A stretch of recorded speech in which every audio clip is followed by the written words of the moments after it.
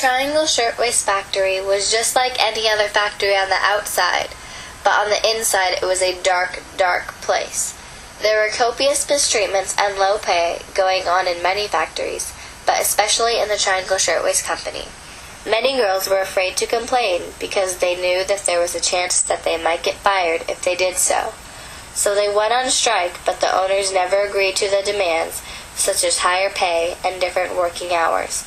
But then a fire happened and many girls died.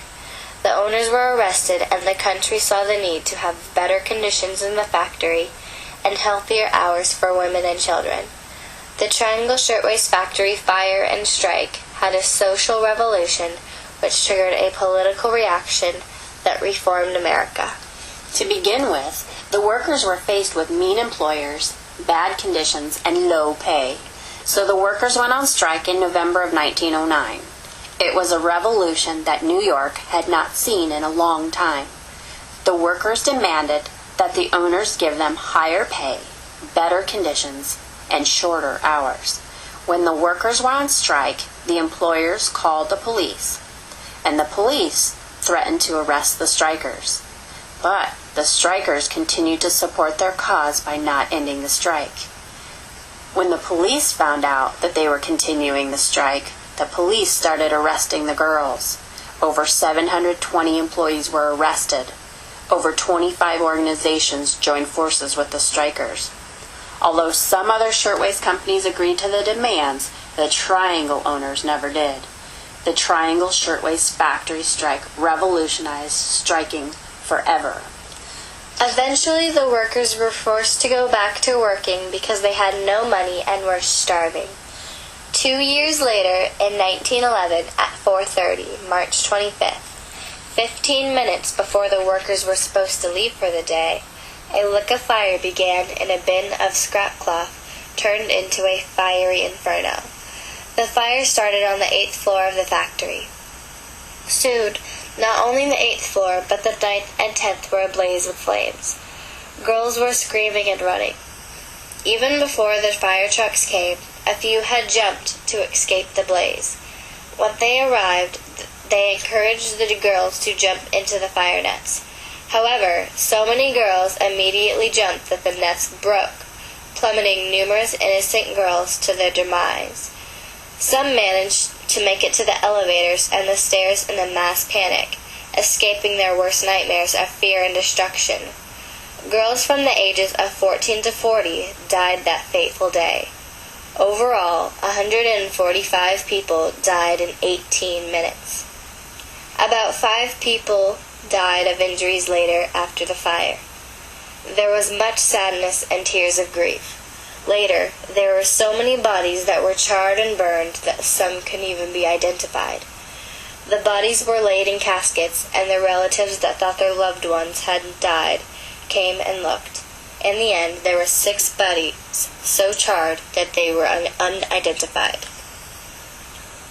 The blame for the fire was soon shifted on the building department because they categorized the building as fireproof. It was soon pointed out that the building was fireproof. The people and the clothes inside were not. But then the blame came on to the State Labor Commission for not making sure that there was proper fire protection in the factory, especially lacking in the fire escapes. However, it was soon confirmed that the plans were filed 11 years ago and accepted as legal.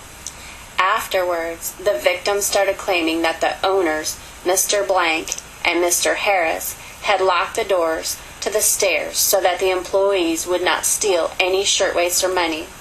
Soon, there was a trial accusing the owners of first and second degree murder. The trial was long, and more than 50 witnesses testified. In the end, the jurors ruled that Mr. Harris and Mr. Blank would pay $75 per lost life. That would be $10,950. During the trial and after it, many people hated the owners so much that they argued that they should be served with the death penalty. Some even tried to carry it out. The owners were safely escorted to their homes, so there was no further bloodshed. After the fire and trial, it came to many officials' attention that reform was needed because certain laws were being overlooked, such as hours that women were allowed to work per week. Additionally, the fire showed many problems in construction of the buildings and the owners' negligence. The owners chose not to install automatic sprinklers, even though some were available back then.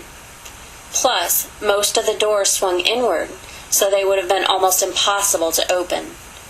Then a woman named Frances Perkins, who was there during the fire, lobbied for different laws to be changed. She was a large part of the reform for public safety and work laws. The New York legislature soon after put new laws that required automatic sprinklers in high-rise buildings, mandatory fire drills for big companies, and factory doors that must swing out. After that, they even enacted a law of a 54-hour work week for women and child workers. To conclude, the Triangle Shirtwaist Factory fire and strike was a significant event in history, while the fire was an absolutely awful incident, accident or not, which was a horrifying experience that could have been prevented with the proper care. The strike was a revolution that inspired many other girls and organizations to follow in their footsteps. Unfortunately, the owners locked the doors of the workplace and the fire caused the deaths of almost 150 people. If the owners would have just trusted that the girls would not steal any money or the shirtwaist, this tragic incident might not have happened. The fire at the Triangle Shirtwaist Factory devastated 146 families and scarred the survivors for life. The fire was a tragedy and the owners were charged $75 per life lost and released. The fire helped reform America's laws and policies and made this country a safer and better place. Those 146 girls' deaths were terrible, but they also helped this country immeasurably. All in all, the Triangle Shirtwaist Factory strike was a very exciting event, while the fire was a dreadful episode that could have been prevented.